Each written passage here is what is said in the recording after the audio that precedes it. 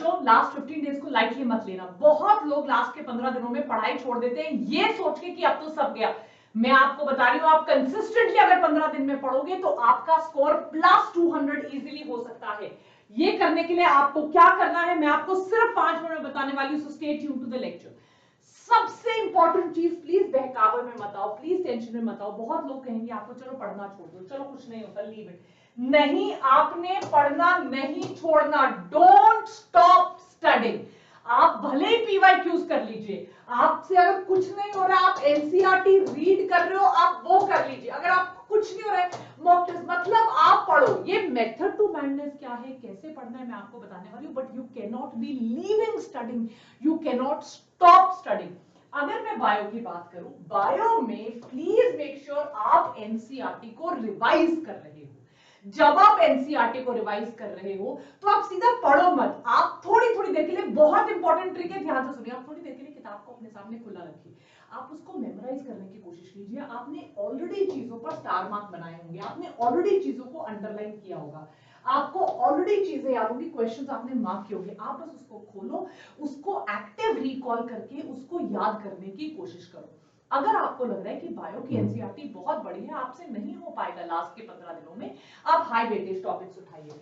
Bio में आप पूरी ह्यूमन फिजियोलॉजी कर लीजिए, आप पूरी प्लांट फिजियोलॉजी कर लीजिए, आप पूरी रिप्रोडक्शन कर लीजिए एनसीईआरटी, आप जेनेटिक्स कर लीजिए, आप बायोटेक कर लीजिए, आप एवोल्यूशन कर लीजिए। आपसे इतना हो रहा है, और आप इकोसिस्टम कर लीजिए। आपसे इतना हो रहा है, आप इनको एटलीस्ट एनसीईआरटी ओपन करके 5-5, 10-10 मिनट एक पेज पे स्पेंड करके, आप एमसीक्यूज नहीं हो रहा, नो प्रॉब्लम। बायो में 99% questions, assertion, reason statement based questions, diagram based questions, scientist questions, सब कुछ एनसीईआरटी से आना है। आपसे कुछ नहीं हो रहा, आप एटलीस्ट इतना तो करिए प्लीज, इसको मत छोड़िए। आगे बढ़ते हैं। अगर मैं फिजिकल केमिस्ट्री की बात करती हूँ, फिजिकल केमिस्ट्री में बेटा ये आपको लास्ट 3 दिन में पूरा सिलेबस रिवाइज करने में हेल्प करेगा। आप फिजिकल केमिस्ट्री में फॉर्मूला शीट बना लीजिए। अगर अभी तक नहीं बनाई है, ये मत सोचिए नहीं होगा, लास्ट के 3 दिनों में बैठकर आपको सिर्फ चीजें रिवाइज करनी है। आप अभी लग जाइए पूरी फिजिकल केमिस्ट्री की, आप फॉर्मूला शीट बना लीजिए जिसके आपके एमसीक्यू सॉल्व हो जाएंगे। उस फॉर्मूला शीट को लास्ट का हफ्ता बचेगा, लास्ट के 2-3 दिन 4 दिन बचेंगे, उस फॉर्मूला शीट को मल्टीपल टाइम्स कीजिएगा, डायरेक्ट क्वेश्चंस आएंगे। ऑर्गेनिक केमिस्ट्री में आप रिएक्शन शीट डाल दीजिए, सारे नेम रिएक्शन अभी भी हो जाएगा, उनके सबके रिएजेंट सब कुछ जो आपकी एनसीईआरटी में लिखा है उनको पेज पे लिख दो।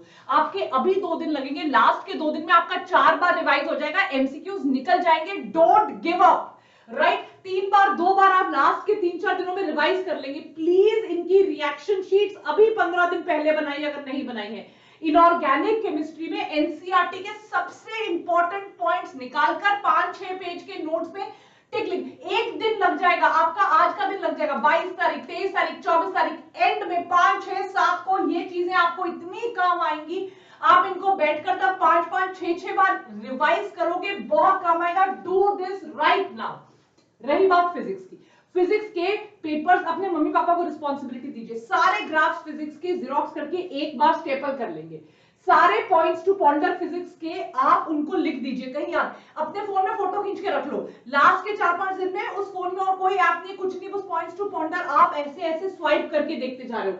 इसके सारे सॉल्व्ड एग्जांपल्स या तो ये कर लो, और अगर ये ज्यादा लग रहा है, इंटिमिडेटिंग लग रहा है, यार इसकी बजाय मैं ऑर्गेनिक केमिस्ट्री कर लूं, इसकी बजाय मैं कुछ और कर लूं, नहीं हो पा रहा है आपसे ये, तो एटलीस्ट 5 to 6 years के PYQs 3 या 4 बार कर लीजिए, it is going to help you.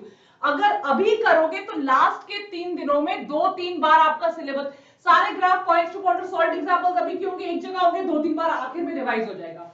अगर सारे नेम रिएक्शन, सारे फॉर्मूला शीट्स बनी होंगी इनऑर्गेनिक केमिस्ट्री की, सारे एनसीईआरटी नोट्स आपके बने होंगे, लास्ट के 2 दिन में 1 से 7 आपका 3 बार 2 बार रिवाइज हो जाएगा।